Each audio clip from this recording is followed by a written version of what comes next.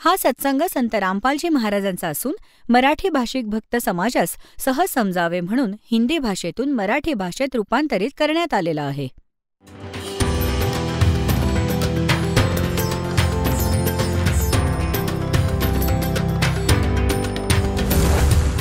और ज्ञान सब ज्ञान डी कबीर ज्ञान सो ज्ञान और जैसे घोड़ा तोब कायम करता चले मैदान. जगद्गुरु तत्वदर्शी संत रामपालजी महाराजांचे अमृत वचन सर्व पवित्र धर्मांच्या व पवित्र शास्त्रांच्या आधारावर. ह्या संसाराच्या सृष्टी, स्थिती आणि संहारामध्ये तुझे गुण नेहमीच समर्थ आहेत. ह्या तिन्ही गुणांपासून उत्पन्न झालेले आम्ही ब्रह्मा, विष्णू आणि शंकर नियमानुसार कार्यामध्ये तत्पर असतो.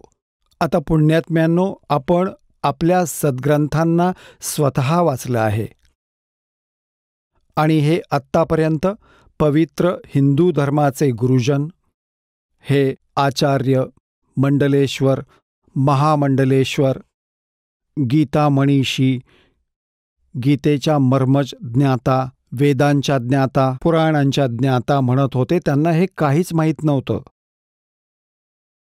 ते अज्ञानी होते. जे आजपर्यंत आपल्या देवांना अजरावर म्हणत होते ते आपल्याला त्यांची स्थिती काय सांगू शकले नाही. हे नाही सांगू शकले की त्यांची स्थिती काय आहे. जन्मगाथा सांगत बसले महापुरुषांची की यांची ही स्थिती आहे. आता पुण्यात्म्यांनो, जसं की तुम्हाला सृष्टी रचनेच्या प्रारंभी जी कथा सुरू केली होती, सांगितली होती की काळ भगवानाने ह्या क्षरपुरुषाने, जे ब्रह्मा, विष्णू, महेशाचे पिता आहेत, दुर्गाजीचे पती आहेत, जे श्रीदेवीचे पती आहेत आणि ब्रह्मा, विष्णू, महेशचे पिता आहेत, त्यांनी दुर्गाला सांगितलं होतं हे की माझं गुपित कोणालाही सांगू नकोस. हे खूप कठोरपणे सांगितलं होतं. तर देवीने ह्याच उद्देशाने ब्रह्मा, विष्णू, महेश यांना ह्या क्षरपुरुषाचं ज्ञान दिलं नाही. आता दुर्गाला ह्याने सांगितलं होतं की माझं रहस्य कोणालाही सांगू नकोस. अशा प्रकारे दुर्गानं ते गुपित कोणालाही सांगितलं नाही, तरीही सत्य लपू शकलं नाही. आता ह्यावरूनच असं प्रमाणित करून दिलंय देवी भागवतमध्ये की ब्रह्माजींनी वेद वाचले. दुर्गाला विचारलं की वेदांमध्ये हे लिहिलं आहे की फक्त एक ब्रह्म, ज्याच्या बरोबरीचा दुसरा नाहीये. ब्रह्म म्हणजे परमात्मा पण असतो, ब्रह्म म्हणजे भगवान पण असतो. तो एकच परमात्मा पूजेच्या योग्य असतो. तर तो तुम्हीच आहात का? ब्रह्माने विचारलं. तो तुम्हीच आहात का? दुर्गाला विचारलं. आता दुर्गा काय उत्तर देते पहा. श्रीमद देवी भागवत. श्रीमद देवी भागवत म्हणजेच दुर्गा पुराण, देवी पुराण, जे आपण वाचत आहोत, जे गीता प्रेस गोरखपूर इथून प्रकाशित केले, त्याच्या 3ऱ्या स्कंदाच्या पान नंबर 125 वर आपण वाचत आहोत. 123 पर्यंत आपण वाचलेलं आहे. इथं 124 वरती पहा.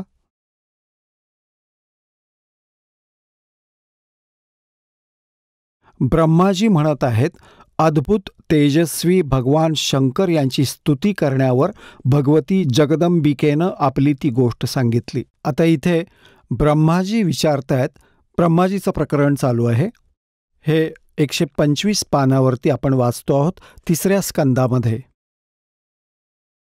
ह्या मूर्त आणि अमूर्त जगाचा आधार तुमच्या आधी दुसरा कोणीही पुरुष नव्हता, कोणी तिसरा पण नाहीये. एकमेव द्वितीय ब्रह्म. ह्या वेदाच्या वचनाला व्यर्थ म्हणणं तर योग्य नाही. आता दुर्गा यांना म्हणते की मीच सर्व काही आहे, मीच तुमचा पिता आणि मीच तुमची माता आहे. आता ब्रह्मदेवांनी वेद वाचले आणि म्हणाले की आपण वेदांना खोटं ठरवू शकत नाही. आणि इकडे अनुभव वेगळीच गोष्ट सांगतो. अशा प्रकारे वेदवाक्य आणि अनुभव यांच्यामध्ये अत्यंत विरोध उत्पन्न होत आहे. वेद म्हणतायत एकमेवा द्वितीय ब्रह्म आहे. तर काय तो आत्मस्वरूपाही तुम्हीच आहात की तो कोणी वेगळा पुरुष आहे? माझ्या या शंकेचं निरसन करण्याची कृपा करा. कुठल्या तरी महान पुण्याच्या कृपेमुळेच मला तुमच्या चरणांची सेवा करण्याचं भाग्य लाभलंय. तू स्त्री आहेस की पुरुष हे रहस्य पण मला विस्तृतपणे कृपा करून सांगा. 4 आणि 5 अध्याय इथं संपला.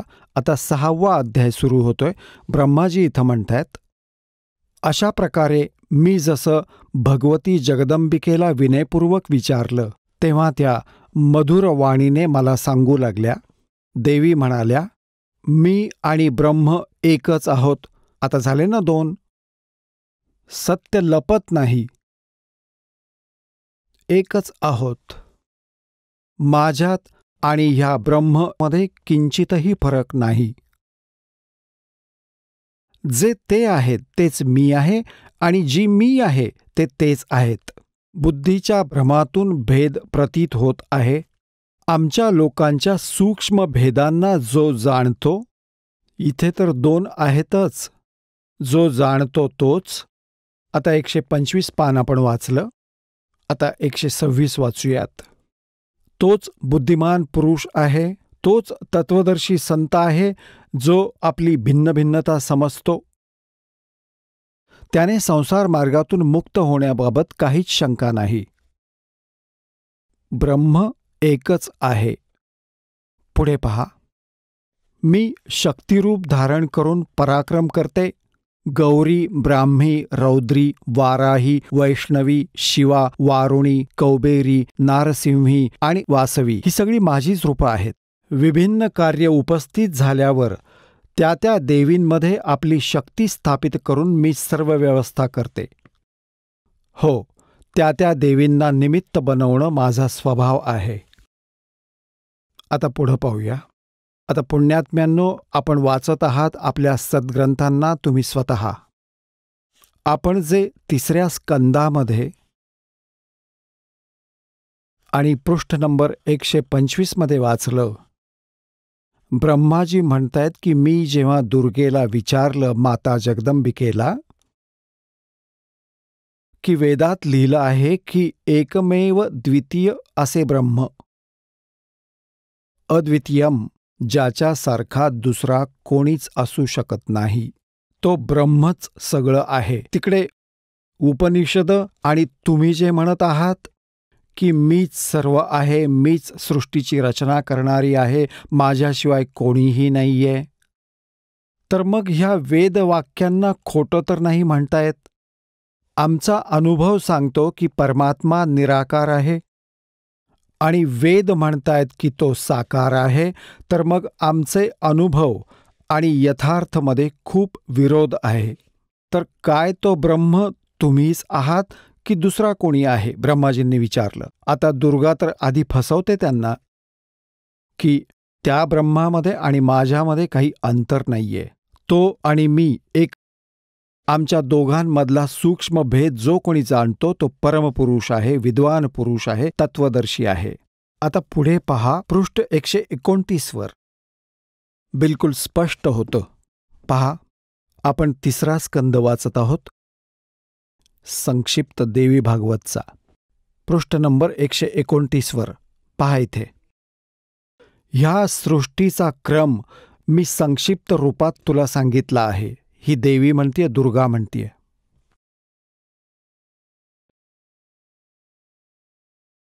इथं देवीचं प्रवचन चालू आहे. देवी म्हणाली, हे देवी सांगतीये.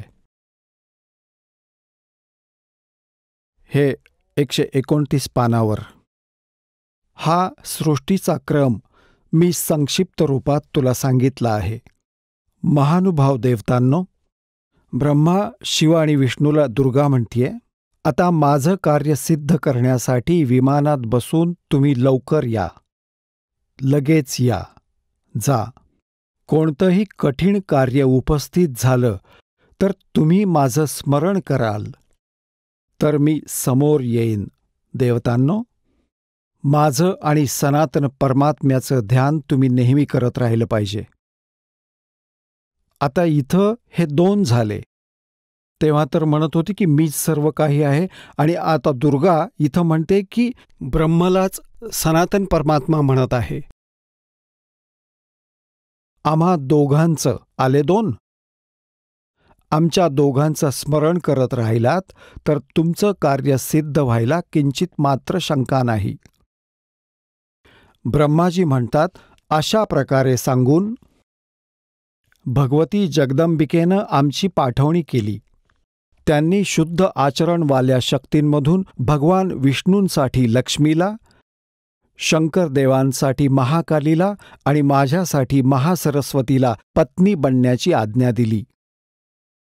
आता त्या स्थानातून आम्ही निघालो आणि दुसऱ्या स्थानावर आमची पुरुष रूपात प्रतिष्ठापना झाली. आपल्याला ह्या दासाने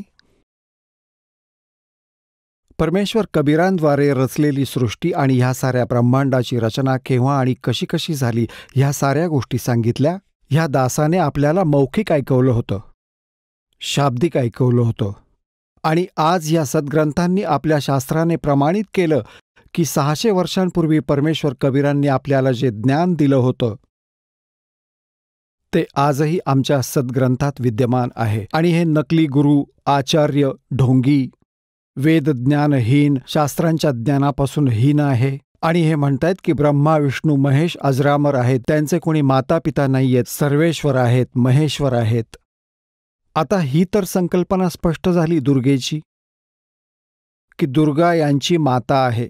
फायनल झालं. आणि तिघांचा विवाह केला दुर्गाने. आपलीच 3 रूपं करून ती स्वतःच म्हणते की मी एकाची अनेक होऊ शकते, आणि 3 रूपं धारण करून तिने 3 पुत्रांचा विवाह करून दिला. आता समस्या राहिली की यांचा पिता कोण आहे. ह्या संकल्पनेला स्पष्ट करूया. ह्या रहस्याला, ह्या शंकेचं समाधान जे आहे शिवपुराण करेल. आता आपल्याला वाचून दाखवतो हे पवित्र शास्त्र, जे हे नकली हिंदू धर्माचे नकली गुरु आजपर्यंत ना वाचू शकले ना समजू शकले. यांना केवळ संस्कृत भाषेचं ज्ञान होतं, तत्वज्ञान नव्हतं. आणि आपण यांना मानत राहिलो की हे संस्कृत भाषा जाणणारे ऋषी, महर्षी, ब्राह्मण आहेत, आणि यांनी वेद आणि पुराणांना नीट वाचलं असेल, यांनी योग्य सांगितलं असेल आम्हाला. आणि कबीर देवजी, कबीर साहेबजी मानव रूपात, विणकर रूपात 600 वर्षांपूर्वी बनारसमध्ये आले होते. ते सांगत होते की हे खोटे सांगतायत सगळे, हे सद्ग्रंथांशी परिचित नाहीत, हे परमात्म्याच्या भाषेशी परिचित नाहीत. तर त्यावेळी आपला विश्वास बसला नाही, कारण हे खोटे गुरु आचार्य म्हणत होते की कबीर तर अशिक्षित आहे, हा संस्कृत भाषा जाणत नाही, हा तर खोटे बोलतोय. ब्रह्मा, विष्णू, महेश यांच्याविषयी, यांचा जन्ममृत्यू सांगतो, यांच्या मातापितांविषयी सांगतो. कबीरजी खोटं बोलतायत. कबीर परमेश्वरांनी आपला प्रिय आत्मा धरमदासजींना सांगितलं होतं की धरमदास, कलियुगाची जेव्हा 5505 वर्ष संपतील तेव्हा माझी ही गोष्ट खरी होईल जी मी आज तुला सांगतोय. काय? अब मैं तुमसे कहूँ चताई, त्रिदेवन की उत्पत्ति भाई, माँ अष्टंगी पिता निरंजन, ये जमदारुण वंशन अंजन. 3 पुत्र अष्टंगी जाए, ब्रह्मा विष्णू शिव नाम धराए. जे आज मी तुला सांगतो आहे की ब्रह्मा, विष्णू, महेश यांची माता दुर्गा आहे आणि पिता ज्योतिनिरंजन आहे. हा काल क्षरपुरुष आहे. हे माझं जे वचन आहे, आजपासून कलियुगाची 5505 वर्ष संपतील तेव्हा हे खरं ठरेल. आता आज जो कलियुगाचा काळ आहे, कलियुगाची आज ही वेळ आली आहे. 5500 जे होतील ते सन 2000 मध्ये होतात. इसवी सन पूर्व.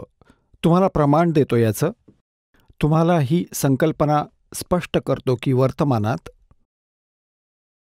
कलियुगाचं 5500 वर्ष चालू आहे. 5511 चालू आहे असं समजा आज. आणि याच्या 5 वर्ष आधी म्हणजे सन 2000 मध्ये 5505 वर्ष होतात. तुम्हाला पुरावा देतो. हे पहा, एक हे हिमालय तीर्थ आहे. या पुस्तकाचं नाव आहे हिमालय तीर्थ. आणि हे शंकराचार्य यांच्या परंपरेनं प्रकाशित केलंय. हिमालय तीर्थ. JP नंबुरी, उपमुख्य कार्याधिकारी, श्री बद्रीनाथ केदारनाथ मंदिर समिती, ट्रेक्स अँड टूर्स कलकत्ता इथून. याचं पहिलं प्रकाशन 2009 मध्ये झालंय. प्रकाशक आहेत रणजू चक्रवर्ती. हे असं पहा. मुद्रक आहेत गिरी प्रिंट सर्व्हिस कलकत्ता. आता याच्या पृष्ठ नंबर 42 वर आपल्याला दाखवतो. पान नंबर 42. पुस्तक आहे हिमालय तीर्थ. आणि इथं पहा, शंकराचार्यांचं विवरण आहे. आदी केदारेश्वरांसमोर शंकराचार्यजींची दिव्य संगमरवरी मूर्ती आहे. शिवरहस्यानुसार एक पुस्तक आहे शिवरहस्य संस्कृतमध्ये, त्यातून हे घेतलंय. 3सहस्रे वर्षाणाम शंकरो यती. अर्थात कलियुगाची 3000 वर्ष व्यतीत झाल्यावर बौद्ध मीमांसकांच्या मतावर विजय प्राप्त करण्यासाठी शंकर यतीच्या रूपात आविर्भूत होतील. म्हणजे शंकर भगवान हेच आदी शंकराचार्यांच्या रूपामध्ये कलियुगाची 3000 वर्ष व्यतीत झाल्यावर बौद्ध मीमांसकांच्या मतावर विजय प्राप्त करण्यासाठी शंकर यतीच्या रूपामध्ये आविर्भूत होतील. शंकराचार्यांच्या दर्शनानंतर असं पुढं लिहिलं आहे. आता आम्ही दुसरं आपल्याला दाखवतो. आता यावरून सिद्ध होतं की कलियुगाची 3000 वर्ष संपतील तेव्हा आदी शंकराचार्यांचा जन्म होईल. आता हे दुसरं पुस्तक याचं प्रत्यक्ष प्रमाण आहे की ख्रिस्ताच्या 508 वर्ष आधी शंकराचार्यांचा जन्म झाला. आता पहा, हे पुस्तक आहे ज्योतिर्मय ज्योतिर्मठ. हे आहेत आदी शंकराचार्यजी आणि हे आहेत आत्ताच्या वर्तमानातले श्री स्वरूपानंदजी. शंकराचार्य हे 2 पीठांचे शंकराचार्य आहेत. दोन्हींचं स्वामित्व यांच्याकडे आहे. हे पुस्तक आहे ज्योतिर्मय ज्योतिर्मठ. आणि इथे पहा, जानेवारी 2007 मध्ये छापलंय. संरक्षक आहेत अनंत श्री विभूषित ज्योतिष पीठाधीश्वर एवं द्वारका शारदा पीठाधीश्वर. हे दोन्हींचे स्वामी आहेत. जगद्गुरु शंकराचार्य स्वामी श्री स्वरूपानंद सरस्वतीजी महाराज. संपादक, लेखक आणि संकलक आहेत विष्णुदत्त शर्मा, अध्यक्ष आध्यात्मिक उत्थान मंडळ दिल्ली. प्रेरणास्त्रोत हे आहेत, मुद्रक हे आहेत फाईन प्रिंट अँड पॅक्स. परामर्श व सहयोग यांचा आहे. प्रकाशक आहेत अखिल भारतीय आध्यात्मिक उत्थान मंडळ, 1/3234 गल्ली नंबर 2, रामनगर विस्तार, मंडोली रोड, शहादरा, दिल्ली. आता यातलं पृष्ठ नंबर 11 तुम्हाला दाखवतो. आदी शंकराचार्यांचा संक्षिप्त जीवन परिचय. जवळजवळ 2500 वर्षांपूर्वी शंकराचार्यांचा जन्म चर्मराती आस्थेच्या युगात केरळ प्रांतात पूर्णा नदीच्या तीरावर कालाडी गावामध्ये धर्मनिष्ठ नंबूद्री वैश्य शैव ब्राह्मण श्री शिवगुरू व धर्मपरायण सुभद्रा यांच्या घरात झाला.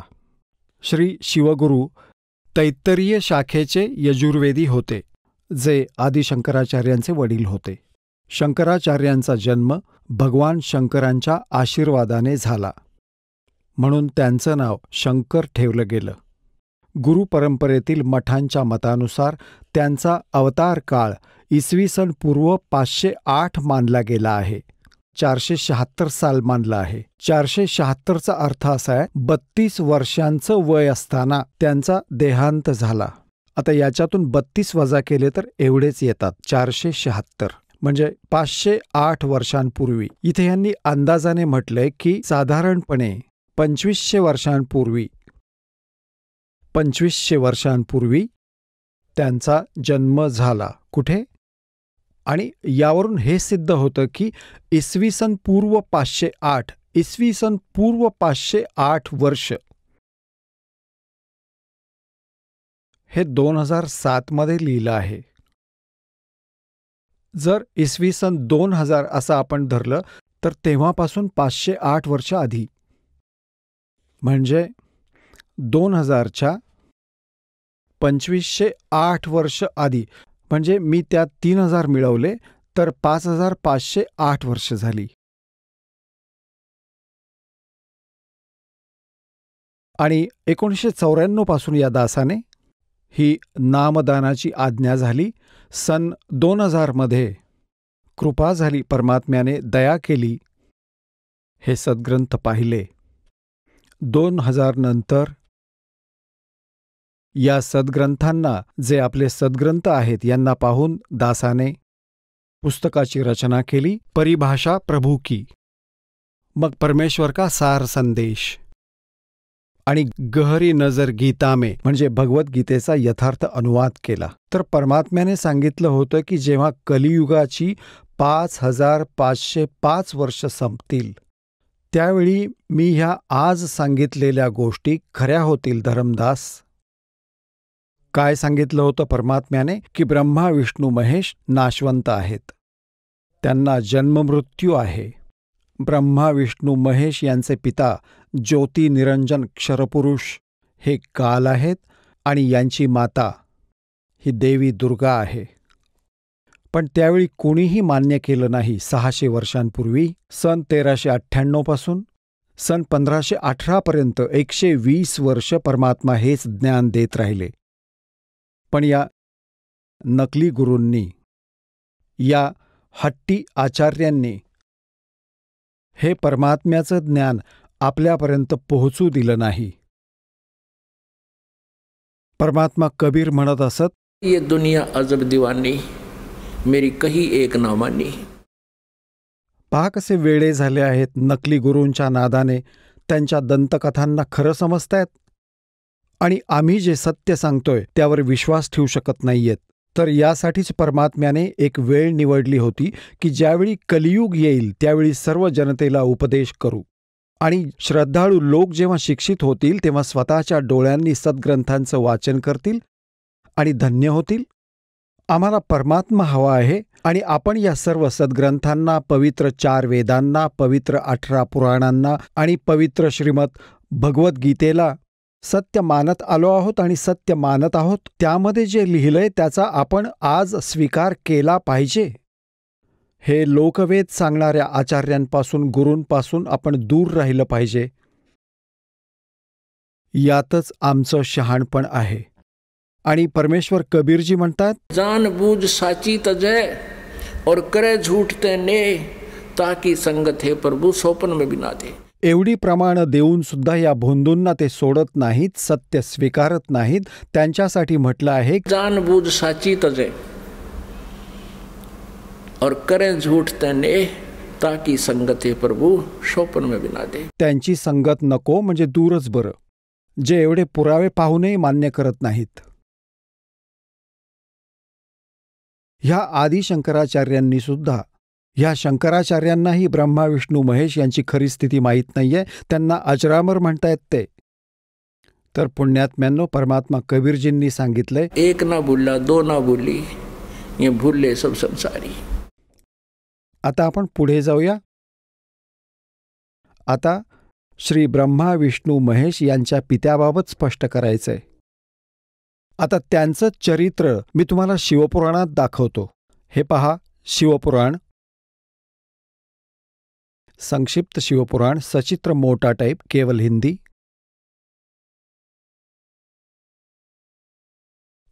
गीता प्रेस गोरखपूर यांनी प्रकाशित केले। संक्षिप्त शिवपुराण सचित्र मोठा टाइप केवल हिंदी। संपादक हनुमान प्रसाद पोद्दार।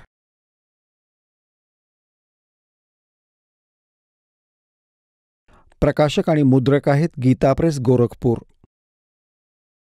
गोविंद भवन कार्यालय, कोलकाता संस्थान। आता इथून सुरू करूयात। ही रुद्र संहिता 98 पानापासून सुरू करूयात। संक्षिप्त शिवपुराण हा रुद्र संहितेचा 5वा अध्याय इथं संपतोय। आपला पुत्र नारदाचं ते बोलणं ऐकून लोकपितामह ब्रह्मा तिथं असं म्हणाले। आता रुद्र संहितेचा 6वा अध्याय आपण वाचूया। ब्रह्माजींनी म्हटलं, ब्रह्मन, देव शिरोमणी, तुम्ही नेहमी सर्व जगावर उपकार करत असता लोकांचे हित करण्याच्या इच्छेने तुम्ही अतिशय चांगला प्रश्न विचारला आहे। ज्यावेळी सर्व चराचर जग नष्ट झालं होतं, सर्वत्र फक्त अंधकारच अंधकार पसरला होता। सूर्य आणि चंद्रही दिसत नव्हते, अन्य ग्रह आणि नक्षत्रही दिसत नव्हती, दिवसही नव्हता आणि रात्रही नव्हती, अग्नी, पृथ्वी, वायू आणि जल यांचंही अस्तित्व नव्हतं।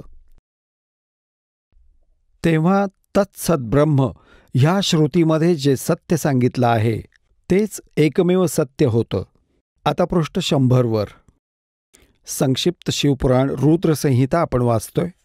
ज्या परब्रह्माविषयी ज्ञान व अज्ञानाने पूर्ण उक्तींद्वारे अशा प्रकारे विकल्प केले जातात, त्याने काही काळानंतर दुसरी इच्छा प्रकट केली।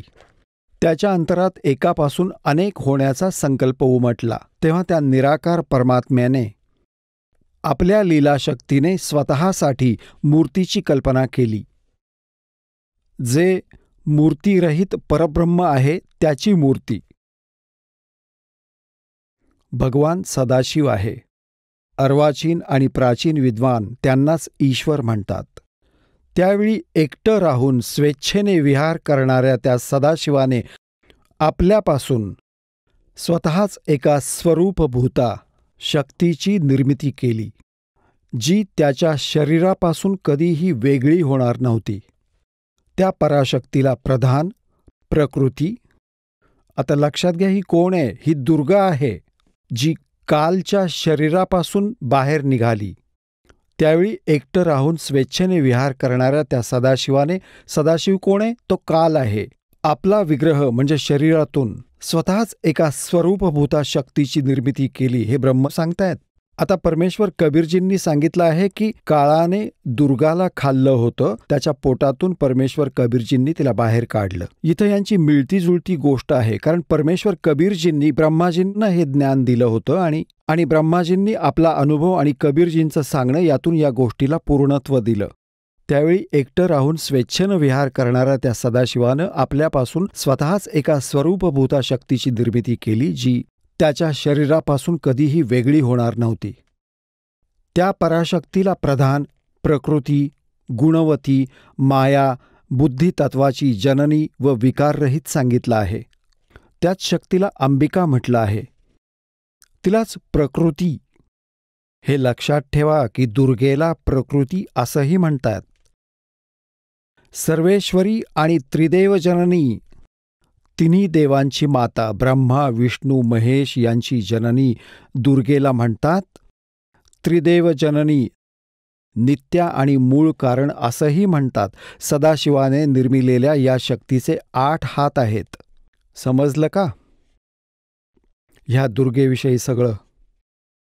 नाना प्रकारची आभूषणं तिच्या अंगाची शोभा वाढवतात। ती देवी नाना प्रकारच्या गतींनी संपन्न आहे आणि अनेक प्रकारची शस्त्रास्त्र धारण करते। स्पष्ट झालं? एकटी असूनही ती मायेच्या योगाने अनेक होते। तिनेच 3 रूपं धारण केली होती, सावित्री, लक्ष्मी आणि उमा, ज्यांनी ब्रह्मा, विष्णू आणि महेश यांच्याशी विवाह केला होता। एकटी असूनही ती मायेच्या संयोगाने अनेक होते। ते जे सदाशिव आहेत, ही क्षरपुरुषाबद्दल माहिती दिली आहे ब्रह्मा, विष्णू, महेश यांच्या पित्याविषयी. त्यांना परमपुरुष, ईश्वर, शिव, शंभू आणि महेश्वर म्हणतात. आता पहा 101 पानावर रुद्रसंहितेचा आपण 6वा अध्याय वाचतोय. ते आपल्या पूर्ण शरीरावर भस्म लावतात. त्या कालरूपी ब्रह्मने, याला काल म्हणा किंवा ब्रह्म म्हणा, क्षरपुरुष म्हणा किंवा ज्योतिनिरंजन म्हणा, ह्या कालरूपी ब्रह्मने एकाच वेळी शक्तीबरोबर, नाथ नाही शक्तीबरोबर म्हणजे दुर्गाबरोबर शिवलोक नावाच्या क्षेत्राची निर्मिती केली. त्या उत्तम क्षेत्राला काशी म्हणतात. ते परमनिर्वाणाचं किंवा मोक्षाचं स्थान आहे, जे सर्वोच्च स्थानी विराजमान आहे. ते प्रियकर प्रेयसी रूपातील शिवशक्ती आहे. प्रियकर प्रेयसी रूपातील म्हणजे पती आणि पत्नी रूपातील दुर्गा. आणि हा कालरूपी ब्रह्म म्हणा किंवा सदाशिव म्हणा, ब्रह्मा, विष्णू, महेश यांचा पिता. दुर्गा आणि काल जे परमानंद स्वरूप आहेत, ते त्या मनोरम क्षेत्रात नेहमी निवास करतात. शिव आणि शिवाने, शिव म्हणजे कालरूपी ब्रह्म, कारण तो शिवाचे रूपही धारण करतो आपल्या पुत्राप्रमाणे, कारण आपल्या खऱ्या रूपात तो कधी कोणासमोर येत नाही. शिव म्हणजेच काल. ह्या कालरूपी ब्रह्मने, शिव आणि शिवाने, काल आणि दुर्गाने प्रलय काळातही या क्षेत्राला आपल्या सानिध्यापासून मुक्त केलं नाही. देवर्षे ब्रह्माजी म्हणतायत नारदाला, एकदा त्या आनंदवनात रमलेले असताना शिवा आणि शिवेच्या मनात, काल आणि दुर्गाच्या मनात, दुर्गा आणि कालच्या मनात, क्षरपुरुषाच्या मनात अशी इच्छा उत्पन्न झाली की दुसऱ्या एखाद्या पुरुषाची निर्मिती केली पाहिजे, म्हणजे बाळाची निर्मिती केली पाहिजे, ज्याच्यावर ही सृष्टी चालवण्याचा मोठा भार टाकून आपण दोघं केवळ काशीला राहून इच्छेनुसार राहावं आणि निर्वाण प्राप्त करावं. असा निश्चय करून शक्तीसहित सर्वव्यापी परमेश्वर शिवने, ह्या कालरूपी ब्रह्मने दुर्गाबरोबर क्रीडा केली. आपल्या वाम बाजूच्या 10व्या अंगावर अमृतसिंचन केलं, पतिपत्नी व्यवहार केला. मग तिथून एक पुरुष प्रकट झाला, एका पुत्राची निर्मिती झाली. पहा 102 पानावर संक्षिप्त शिवपुराण आपण वाचतोय. आता इथे जो पुत्र उत्पन्न झाला त्याला कालरूपी ब्रह्मने म्हणजे शिवा म्हणाला, वत्स, व्यापक असल्यामुळे तुझं विष्णू असं नाव प्रसिद्ध होईल. आता दुर्गा आणि कालपासून जो पुत्र झाला त्याचं नाव विष्णू ठेवलं. हा आपण 6वा अध्याय वाचला रुद्रसंहितेचा. पुण्यात्म्यांनो, हे आपले तेच सद्ग्रंथ आहेत ज्यांना आधार मानून आपण हे ज्ञान प्राप्त केलं. हे आचार्य, ब्राह्मण, गुरु आपल्याला हे सांगत असत की शिवपुराणात असं लिहिलं आहे म्हणून आम्ही हे सांगत आहोत, विष्णू पुराणात असं लिहिलं आहे, देवी पुराणात असं लिहिलं आहे. तेव्हा असं वाटत असे की हे ज्या दंतकथा सांगत आहेत तर तसंच लिहिलं असेल, त्यांना संस्कृतचं ज्ञान होतं. आज हे सद्ग्रंथ त्या लोकवेदांच्या विपरीत माहिती देत आहेत. आता यातून स्पष्ट झालं, कालरूपी ब्रह्म, सरपुरुष म्हणा, ज्योतनिरंजन म्हणा, काळ म्हणा किंवा त्याला सदाशिव म्हणा, हा ब्रह्मा, विष्णू, महेश यांचा पिता आहे. आणि दुर्गा म्हणा, प्रकृती म्हणा, आणि ही यांची माता आहे. ह्या दोघांच्या संयोगाने श्री विष्णूची उत्पत्ती झाली. हे आपलं शिवपुराण स्पष्ट करतंय. आणि रुद्रसंहितेचा 6वा अध्याय. आता आपल्या 7व्या अध्यायात ब्रह्मा म्हणतायत की माझी उत्पत्ती ही अशीच झाली, दुर्गा आणि काल या दोघांनी मिळून केली. हे पहा, ही रुद्रसंहिता आहे आणि हा आपला 6वा अध्याय. इथपर्यंत वाचला. आता 7वा पाहूया. 103 पानावर आहोत. ब्रह्माजी म्हणतात नारदाला, देवर्षे, त्यानंतर कल्याणकारी परमेश्वर सांब सदाशिवाने पूर्वीप्रमाणेच प्रयत्न करून, म्हणजे जशी विष्णूची निर्मिती केली, मला आपल्या उजव्या अंगापासून उत्पन्न केलं. त्या महेश्वराने तत्काळ मला आपल्या मायेनं मोहित करून नारायण भगवंताच्या नाभिकमलात ठेवलं आणि लीलापूर्वक मला तिथून प्रकट केलं. अशा प्रकारे त्या कमळापासून पुत्राच्या रूपात माझा हिरण्यगर्भाचा जन्म झाला. आता पुण्यात्म्यांनो, इथं अनुवाद करणारा जरा विचलित झाला आहे. त्याने विचार केला की आता शिवापासूनच शिवाची उत्पत्ती कशी लिहू, कारण अनुवाद करणाराही तत्वज्ञान जाणणारा नव्हता. पण म्हणतात ना, सत्य लपून राहत नाही. चोर चोरावे तुंबडी गाड्डे पाणी में, वो गाड्डे वा ऊपर आवे ना, सच्चाई छानी ना. आता पहा, याच रुद्र संहितेत जी आपण वाचतोय, श्री शिवपुराणात याचा पुरावा दाखवतो मी. ही आता रुद्र संहिताच चालू आहे आणि संक्षिप्त शिवपुराण 110व्या पानावर आपण आता वाचूया. 9व्या अध्यायाचा इथे अंत होतो, शेवट आहे.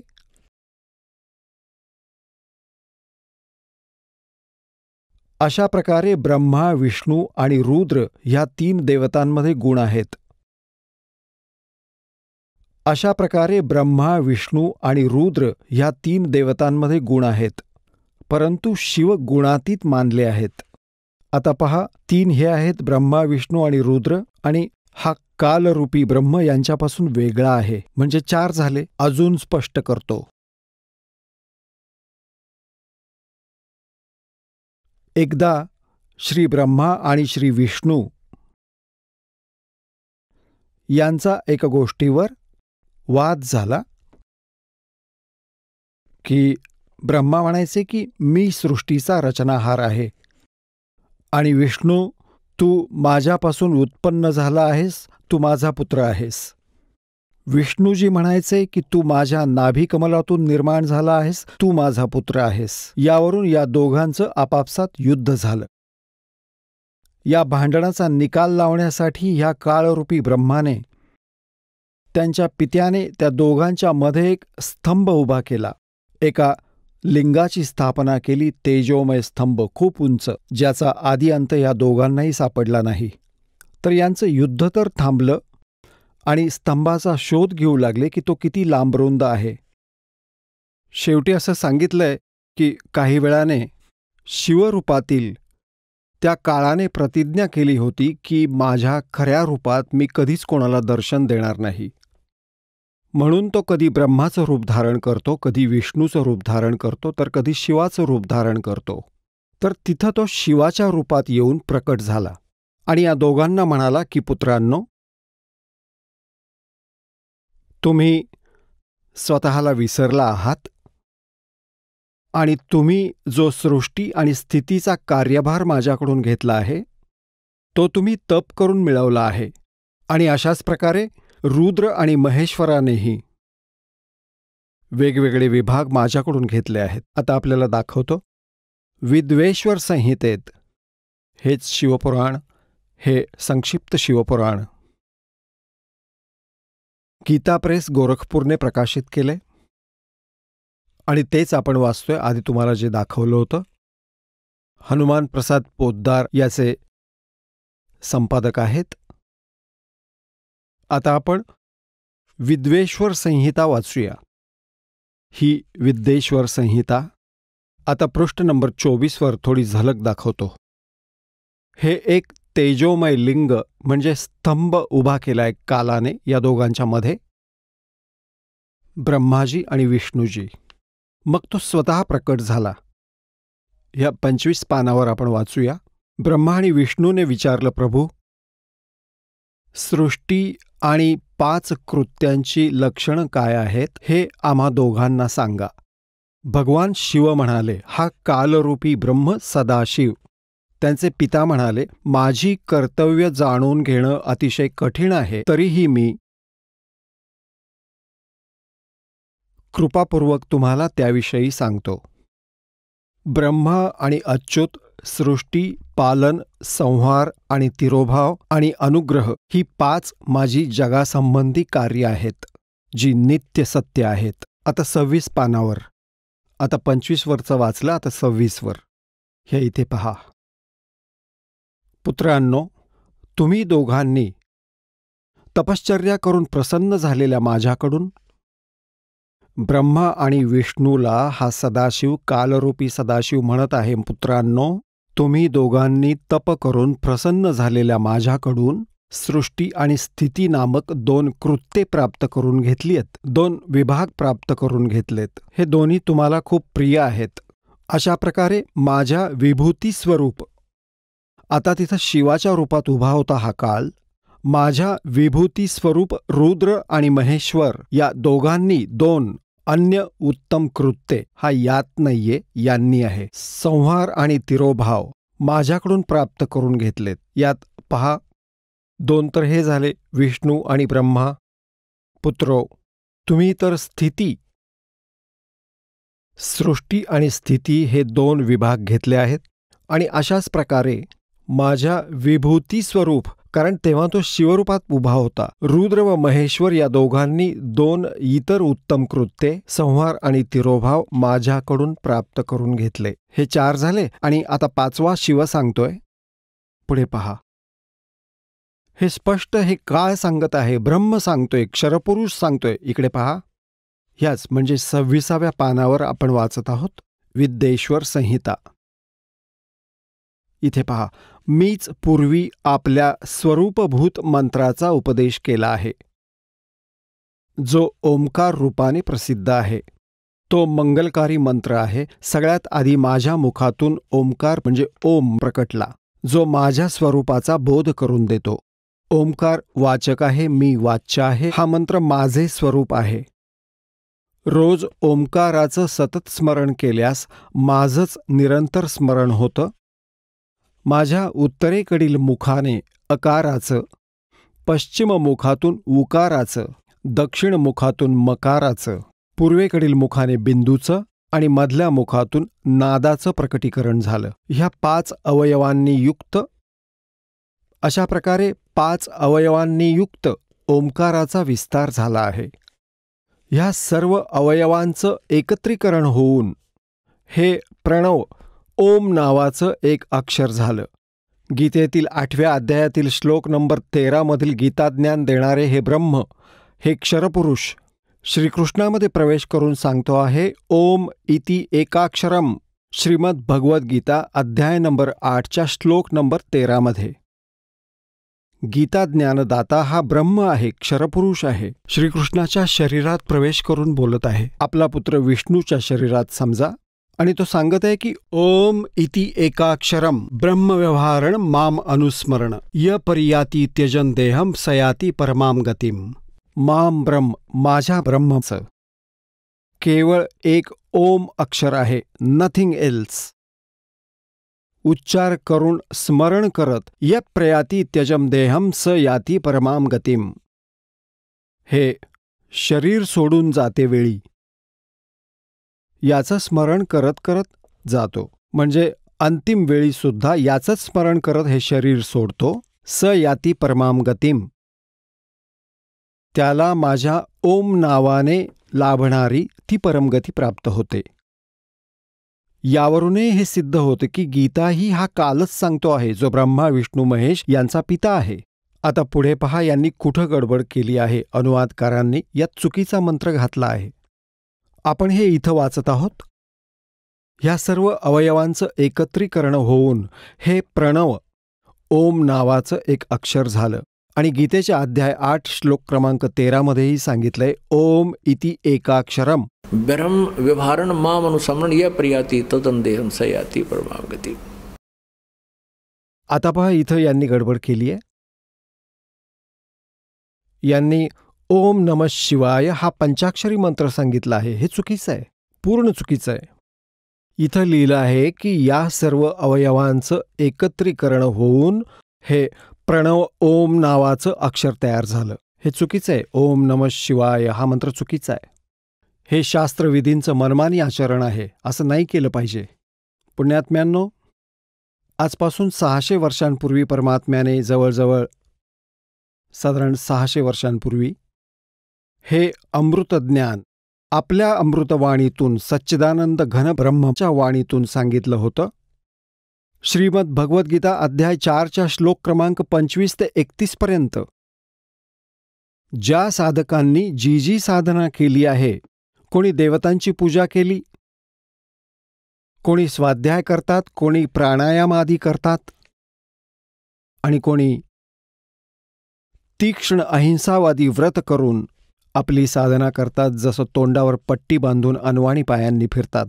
कोणी स्वाध्याय करतात, गीतेचा नित्य पाठ करतात, कोणी वेदांचं पठण करतात, तर कोणी कुठल्या प्रकारे. म्हणतात सर्व साधक आपापल्या साधनेला पापनाशक समजतात. पण 4थ्या अध्यायात श्लोक नंबर 32 मध्ये म्हटलंय की त्या सच्चिदानंद घनब्रह्माच्या वाणीमध्ये या यज्ञांचं ज्ञान आहे. यज्ञ म्हणजे धार्मिक अनुष्ठानांचं ज्ञान विस्ताराने दिलं गेलं आहे. ते 4थ्या अध्यायात आहे. 34व्या श्लोकात सांगितलंय की त्या सच्चिदानंद घनब्रह्माच्या वाणीमधून, म्हणजे जे ज्ञान स्वतः परमेश्वराने आपल्या मुखकमलातून सांगितलं आहे, ती सच्चिदानंद घनब्रह्माची वाणी ब्रह्ममुखाने सांगितली आहे.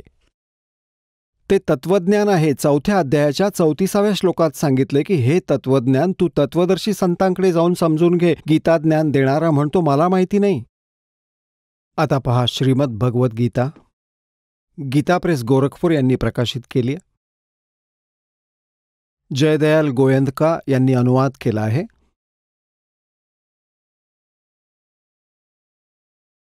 आता आपल्याला दाखवतो 4थ्या अध्यायाचा 32वा श्लोक.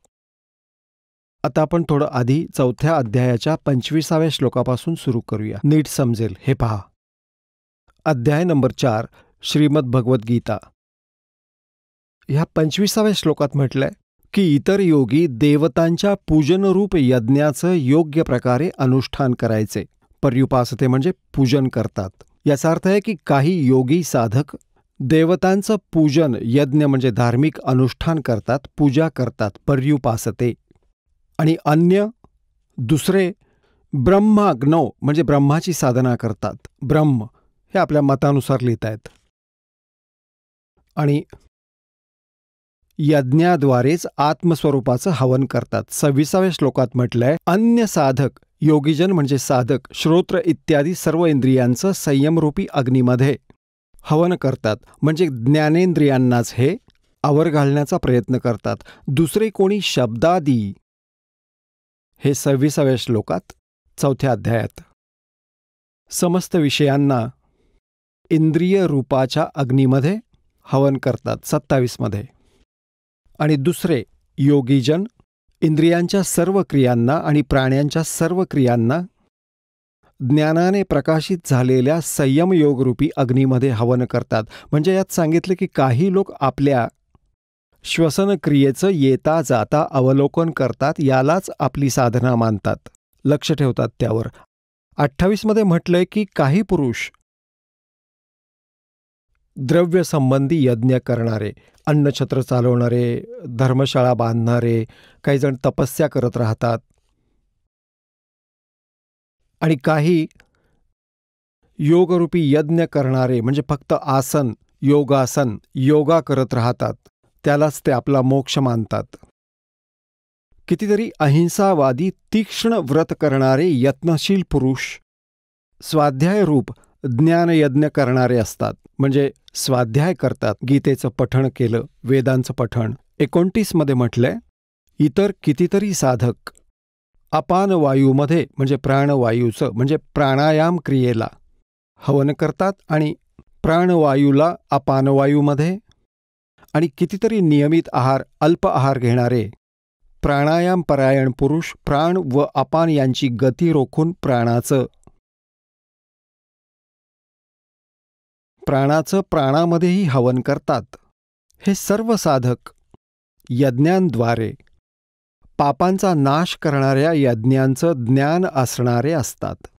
आता पुण्यात्म्यांनो, ह्या गीता अध्याय नंबर 4 श्लोक 25 पासून 30 पर्यंत आपण वाचलं. याच्या सांगण्याचा भावार्थ असा आहे की कोणी कुठली साधना करतो, कोणी कुठली साधना करतो, आणि सर्व साधक आपापल्या साधनेला पापनाशक समजतात. जर त्यांना असं वाटलं की ही साधना योग्य नाहीये तर ते ती साधना का करतील? तर आता अध्याय नंबर 4च्या श्लोक 31 मध्ये म्हटलंय, जे साधना करतच नाहीत, भक्तीही करत नाहीत, त्यांना ना इथे सुख ना परलोकात सुख. आता अध्याय 4च्या श्लोक 32 मध्ये सांगितलंय की ज्या साधनांचं वर्णन यज्ञाचं 25 पासून 30 पर्यंत केलं आहे, या प्रकारची अनेक प्रकारची विस्तारपूर्वक यज्ञांची माहिती म्हणजे धार्मिक अनुष्ठानांची माहिती सच्चिदानंद घनब्रह्माच्या वाणीतून विस्ताराने सांगितली आहे. ब्रह्मणमुखे. आता इथे अनुवादकांनी 4थ्या अध्यायाच्या 32व्या श्लोकात गडबड केली आहे अज्ञानामुळे. त्यांनी ब्रह्मणे मुखेचा अर्थ लिहिला ब्रह्मची वाणी. खरं तर लिहायला हवं होतं सच्चिदानंद घनब्रह्मची वाणी, म्हणजे जी वेदांपेक्षा वेगळी आहे. कारण श्रीमद भगवद्गीतेचं ज्ञान वेदांचंच ज्ञान आहे आणि यात 2 प्रकारचं ज्ञान आहे. एक तर ह्या ब्रह्म क्षरपुरुषाचं स्वतःचं मत आहे आणि दुसरं वेदांचं ज्ञान आहे. जे वेदज्ञान आहे ते वेदांशी तुलना केलेलं आहे ते बरोबर आहे, आणि जे युद्ध करायला लावण्यासाठी त्याने काही अटकळबाजी करून सांगितलं की हे माझं मत आहे, अशी साधना जी मध्ये मध्येच सांगितली आहे, तर ते मत, यांचं पण मत कनिष्ठ आहे. कारण तो स्वतःच म्हणतो की हे तत्वज्ञान तू तत्वदर्शी संतांकडून समजून घे. याला पूर्ण ज्ञान नाहीये अध्यात्माचं. गीता ज्ञानदात्यालाही पूर्ण ज्ञान नाहीये हेच सिद्ध होतं.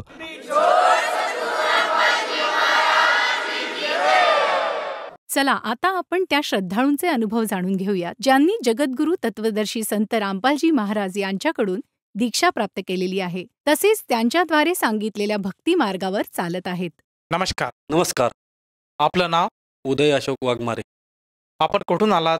राहणार मसवड, तालुका मान, जिल्हा सातारा. आपला व्यवसाय काय आहे?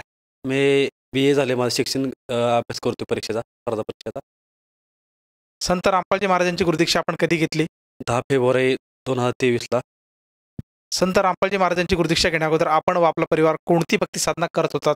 पारंपरिक जी भक्ती हिंदू पंथाची चालते, गणेशजी, महादेवजी, दत्तगुरू, नवनाथ, दुर्गादेवी यांची पारंपरिक भक्ती चालते घरात. संत रामपालजी महाराजांचा मार्ग आपल्याला कसा कळाला आणि आपण त्यांच्या शरणात कसे आलात? एक आपले भगत होते, त्या भक्ताने मला सांगितले गुरुशिवाय मोक्ष मिळू शकत नाही. ठीक आहे म्हणले, बघा येऊन इथं दीक्षा सेंटरला घेऊन काय होते नक्की 4 महिने बघा. ठीक आहे म्हणले, घेऊ. एवढे दिवस 5 वर्ष गाणगापूरच्या वाऱ्या करते, तिथं बघू काय महाराज आहे ते कळेल आपल्याला. ठीक आहे म्हणले, दीक्षा घेऊन आलो सेंटरला. पुस्तक वाचलं थोडे, म्हणले ठीक आहे दीक्षा घेऊ. दीक्षा घेतल्यावर मला गुरुजींना दंडवत घातल्यावर उजव्या पाया गुडघ्यापासून झटका बसला मला जोरात.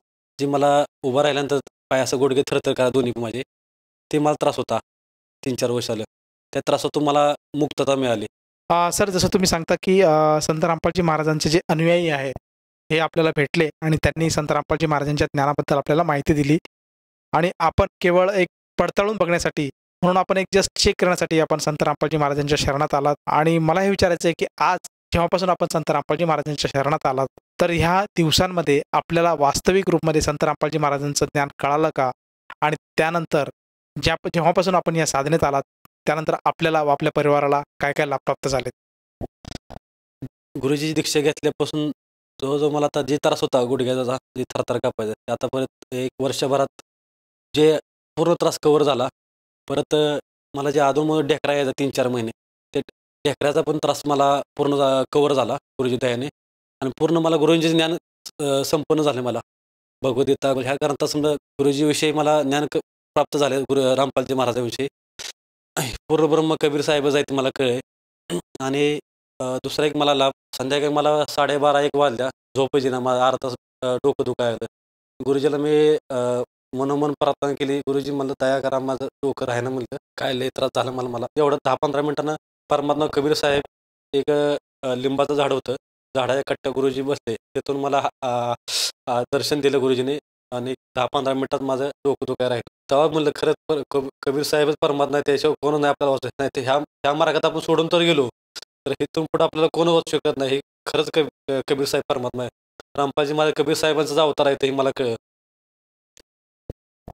सर, जसं तुम्ही सांगतात की संत रामपालजी महाराजांच्या शरणात आल्यानंतर आपल्याला खऱ्या अर्थाने परमेश्वर कोण आहे याची ओळख पटली आणि त्यातून आपल्याला जी काही शारीरिक व्याधी होती त्यातून सुद्धा आपल्याला आराम मिळाला. तर आपल्या ह्या अनुभवातून आपण आपल्यासारखे जे काही आपले समाज बांधव आहेत, जे आपले मित्र आहे, आपतेष्ट आहे आणि जो भगत समुदाय आज TV चॅनलच्या माध्यमातून आपल्याला बघत आहेत, या सर्वांना उद्देशून आपण काय संदेश द्याल?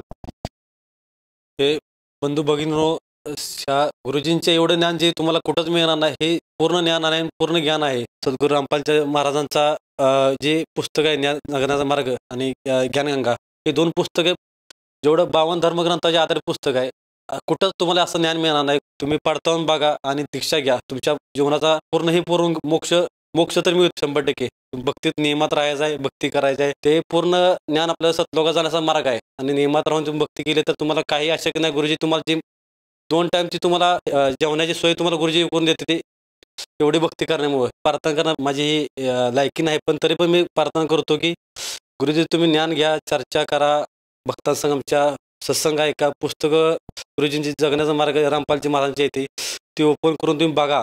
ते खरंच ग्रंथ आहे आणि मी दीक्षा घ्या. सर, जसं तुम्ही सांगता की आज समाजाने एकदा तरी संत रामपालजी महाराजांचं ज्ञान समजून घ्यायला हवं. त्यांनी जे प्रकाशित केलेलं पुस्तक आहे जगण्याचा मार्ग, ज्ञानगंगा, या पुस्तकाचं अध्ययन करायला हवं. त्याचप्रमाणे त्यांचे जे सत्संग येतात विविध चॅनलवर, त्याचप्रमाणे सोशल मीडियाच्या प्लॅटफॉर्मवर, आज यूट्यूब म्हणा, ट्विटर म्हणा, फेसबुक म्हणा, इंस्टाग्राम म्हणा, या प्रत्येक सोशल मीडियाच्या प्लॅटफॉर्मवर संत रामपालजी महाराजांचं ज्ञान हे उपलब्ध आहे. या ठिकाणी जाऊन सुद्धा श्रद्धाळू संत रामपालजी महाराजांचं ज्ञान समजून घेऊ शकतो आणि त्याला जर ते ज्ञान पटत असेल तर तो संत रामपालजी महाराजांशी जोडू शकतो. मला हे विचारायचं आहे की सगळ्या गोष्टीतून जर श्रद्धाळूने संत रामपालजी महाराजांना आज परखून बघितलं आणि त्यांची इच्छा झाली की त्यांना संत रामपालजी महाराजांची गुरुदीक्षा घ्यायची, तर ती व्यक्ती संत रामपालजी महाराजांची गुरुदीक्षा कशी घेऊ शकेल? आपल्या जे आता खाली नंबर जे फ्लॅश होते ते गुरुजींच्या यूट्यूब चॅनल लागला असेल किंवा ट्विटर असेल, ते गुरुजींचे नंबर येते ते आश्रम फोनवर तुम्ही लावून SMS करू शकता, बुक मागू शकता. जगण्याचा मार्ग सद्गुरू रामपालजी महाराजांचे आणि ज्ञानगंगा हे पुस्तक तुम्हाला फ्रीमध्ये 1-2 बी कुठलेही मागू शकताय आणि कॉल करून तुम्ही दीक्षाही घेऊ शकताय फ्री ऑफ कॉस्ट. सत्संग ऐकू शकता यूट्यूबला आणि जवळच्या नामदान सेंटरचा तुम्हाला कॉन्टॅक्ट नंबर देतील, ते कॉन्टॅक्ट करून तुम्ही नामदीक्षा घेऊ शकताय. सर, जसं तुम्ही सांगतात की आज हे TV चॅनलच्या माध्यमातून काही TVच्या स्क्रीनवर काही नंबर फ्लॅश होत आहेत, त्या नंबरवर जर साधकाने संपर्क साधला तर त्याला अगदी आपल्या जिल्ह्यामध्ये जवळच्या ठिकाणी जे काही संत रामपालजी महाराजांचे नामदान केंद्र आहे त्याची माहिती मिळते आणि तेथे जाऊन तो श्रद्धाळू संत रामपालजी महाराजांची नामदीक्षा घेऊ शकतो. मला हे विचारायचं आहे की या नामदीक्षेसाठी त्या श्रद्धाळूला किती पैसे मोजावे लागतात? 1ही रुपया लागत नाही. उलट आश्रमतर्फे गुरुजी संत गुरु रामपालजी महाराजांतर्फे एक तुम्हाला भक्तीचं एक पुस्तक मिळते, तुम्हाला जपाची एक माळ मिळते, गुरुजीचा फोटो एक मिळतो तुम्हाला आणि अमृतजल एक मिळते, फ्री ऑफ कॉस्ट मिळते तुम्हाला. 1ही रुपया खर्च लागत नाही दीक्षा घेण्यासाठी. धन्यवाद. धन्यवाद.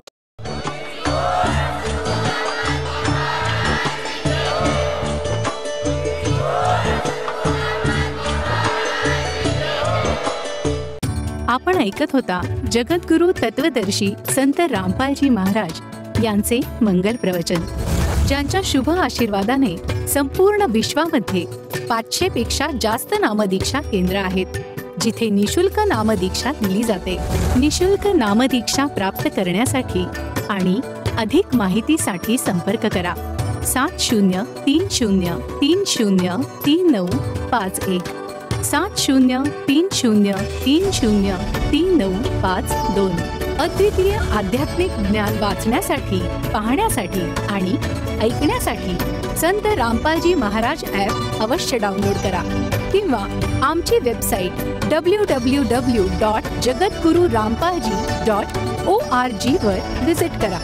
आम्हाला सोशल मीडियावर फॉलो करा. सर्व पवित्र धर्मांच्या पवित्र शास्त्रांवर आधारित प्रमाणित अनमोल पुस्तक ज्ञानगंगा किंवा जगण्याचा मार्ग यापैकी कोणतेही एक पुस्तक निशुल्क मागवण्यासाठी आपण आम्हाला आपले पूर्ण नाव, पूर्ण पत्ता, पिनकोड आणि फोन नंबरसह लिहून 7030303951 किंवा 7030303952 या नंबरवर SMS करू शकता किंवा 7030303950 या नंबरवर व्हॉट्सअप देखील करू शकता.